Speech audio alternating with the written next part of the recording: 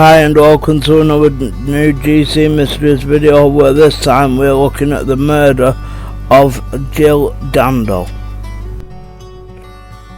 So Jill Dando, if you come from the UK, you will be very familiar with that name. Now, she was an English journalist, television presenter and newsreader. Now, she spent most of her career at the BBC and was the corporation's Personality of the Year in 1997. Now, she was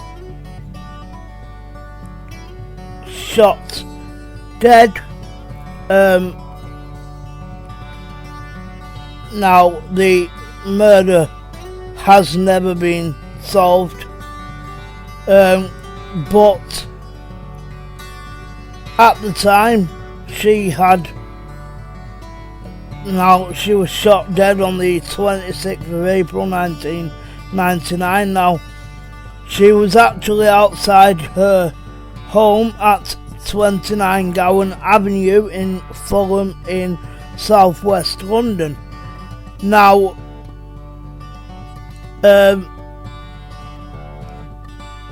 she was in the process of selling that property. So I'm not sure if someone had been watching her comings and goings, because she wasn't there frequently.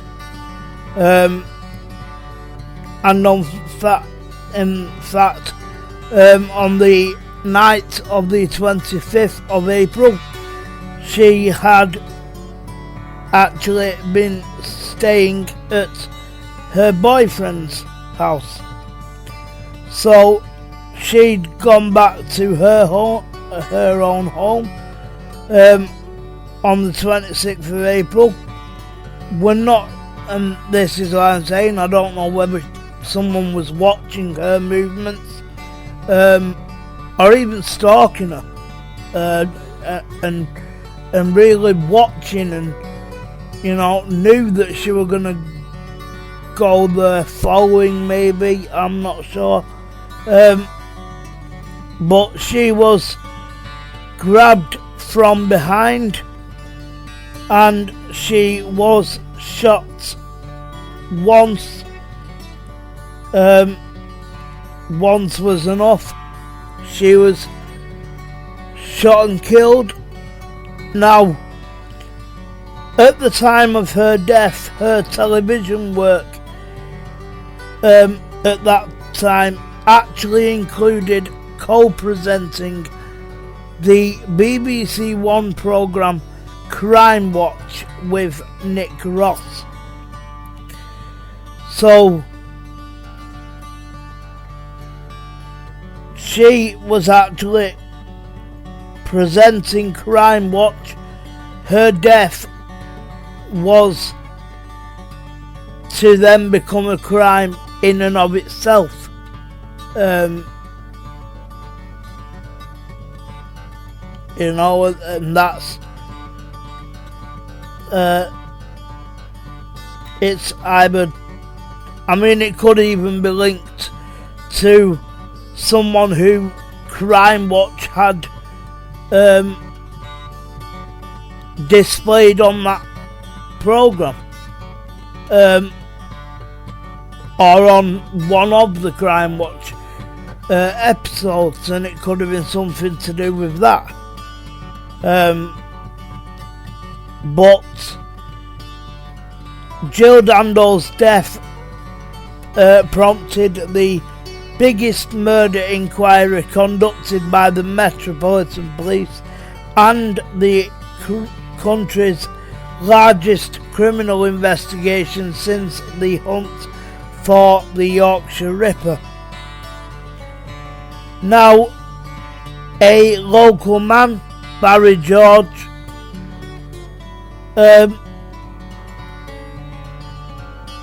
he was a bit of a loner, a bit strange, but nothing really about him said he was a murderer. But he was convicted and imprisoned for the murder, but was later, after 8 years in prison, he was acquitted of the crime, of all crimes regarding Jill Dando at all. But he spent 8 years in prison for it. But he was acquitted after an appeal and a retrial. And to this day, the case remains unsolved. Now, the only thing really about Barry George that stood out,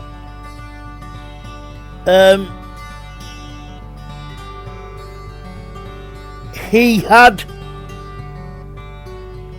either owned guns or had used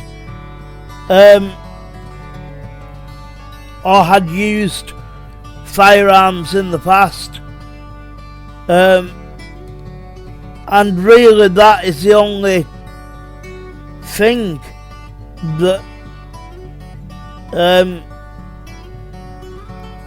I mean, even on Barry's,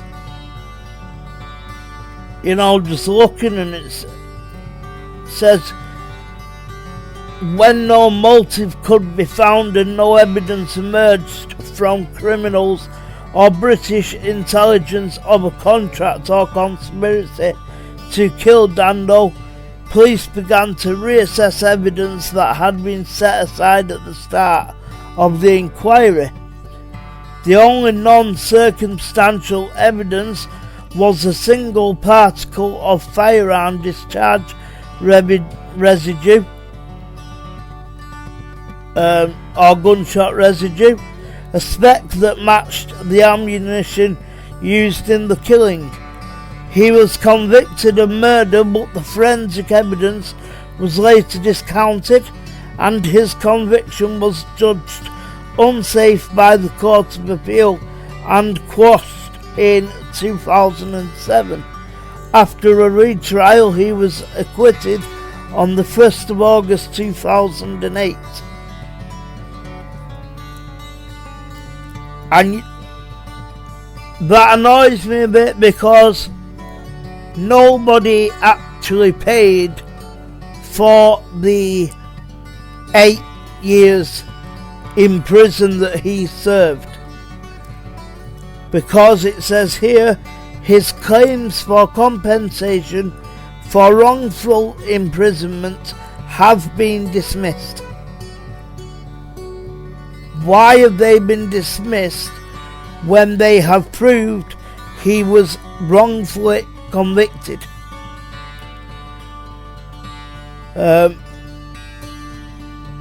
And I'd bet money on the fact that there's no inquiry started, independent inquiry started to look into why he was dismissed compensation.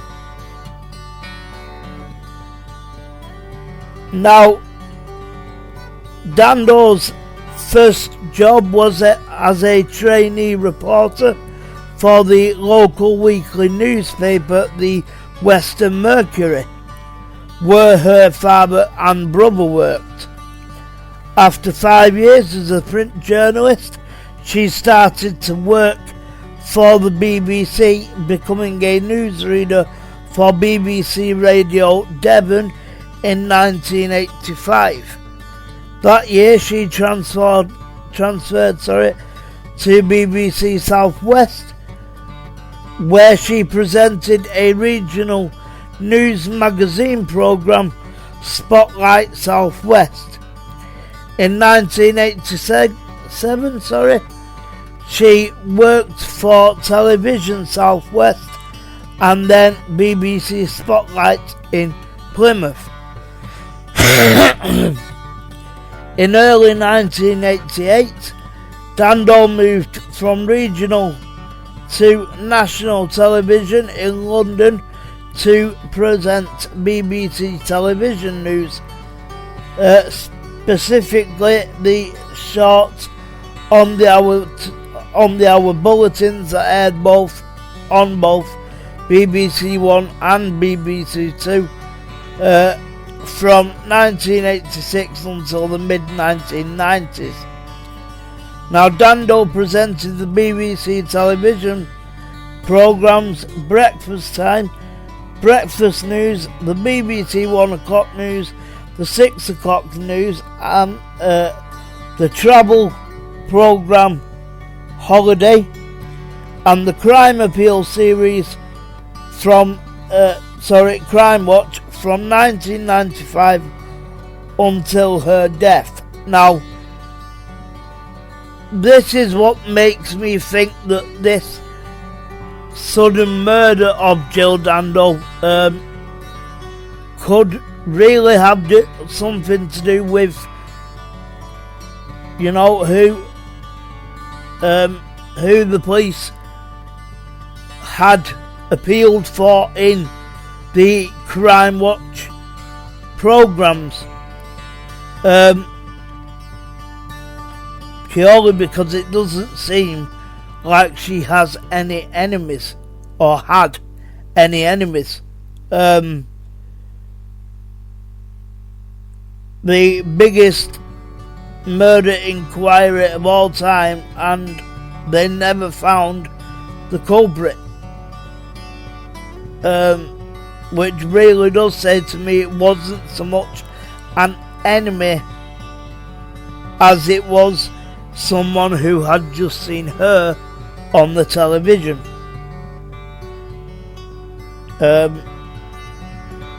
Which is scary if you think about it, but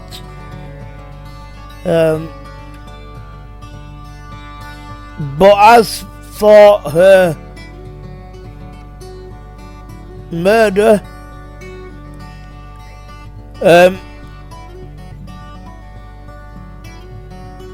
as Jill Dando reached her front door at about 11:32, she was shot once in the head. Her body was discovered about 14 minutes later by neighbour Helen Doble, and police were called at 11:47. Now, Jill Dando was taken to the nearby Charing Cross Hospital, where she was declared dead on arrival at 1303 hours British summertime. But it is a eyewitness, someone who must have seen something, speaking to The Guardian in 2002, I believe, and it says, as Dando was about to put her keys in the lock to open the front door of her home in Fulham, she was grabbed from behind with his right arm. The assailant held her and forced her to the ground so that her face was almost touching the tiled step of the porch. Then, with his left hand, he fired a single shot at her left temple, killing her instantly. The bullet entered her head just above her ear, parallel to the ground, and came out the right side of her head. Now, the only good thing about that, I suppose, is that it was an instantaneous death and that she didn't suffer. But forensic studies indicated that Dando had been shot by a bullet from a 9mm short caliber semi-automatic pistol, with the gun pressed against her head at the moment of the shot. The cartridge appeared to have been subject to workshop modification, possibly to reduce its charge. Now, Richard Hughes, her next door neighbour, Jill's next door neighbour, heard a surprised cry from Dando, like someone greeting a friend, but heard no gunshot. Hughes looked out of his front window and, while not realising what had happened, made the only certain sighting of the killer, who was at that time a 6 foot tall white man aged around 40, walking away from Dando's house. Now, after the murder, there was intense media coverage. There would be, especially as she worked for the BBC. But an investigation by the Metropolitan Police named Operation Oxborough proved fruitless. For over a year, Dando's status as a well-known public figure had brought her into contact with thousands of people, and she was known to millions. There was huge speculation regarding the motive for her murder. But up to now, and it's a very long time since,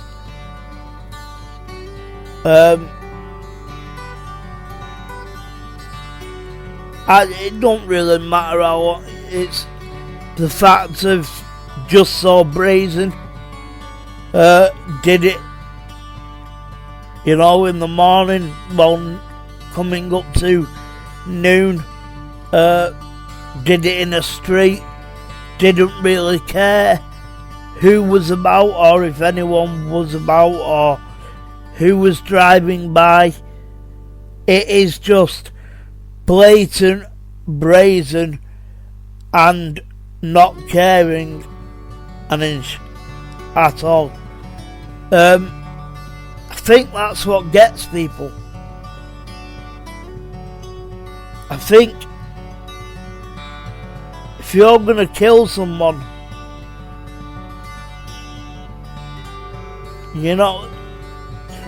most people wouldn't do it where everyone can see. But in this assailant's way of doing that, it worked.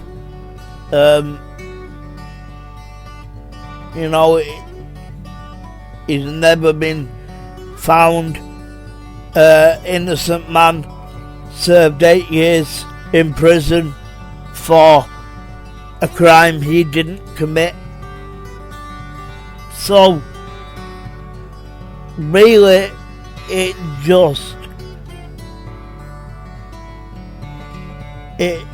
I don't know how you can murder anyone.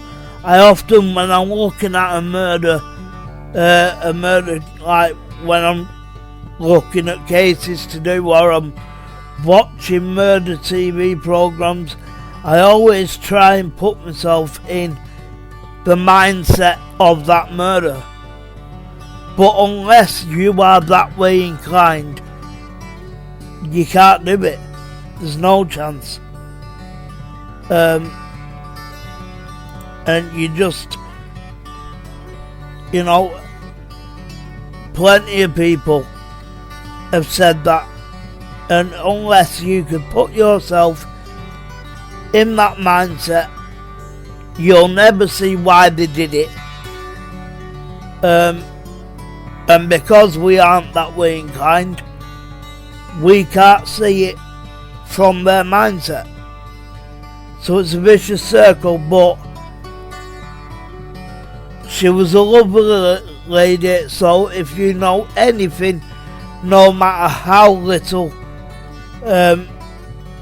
or how small you think it might be, please just contact the Metropolitan Police and its Operation Oxborough. See you soon. Thank you for watching this GC Mysteries video. If you liked it, please like, subscribe and click the notification bell. If you can, support us on Patreon at patreon.com/GC Mysteries. See us on Facebook and Twitter, GC Mysteries, and bye bye for now.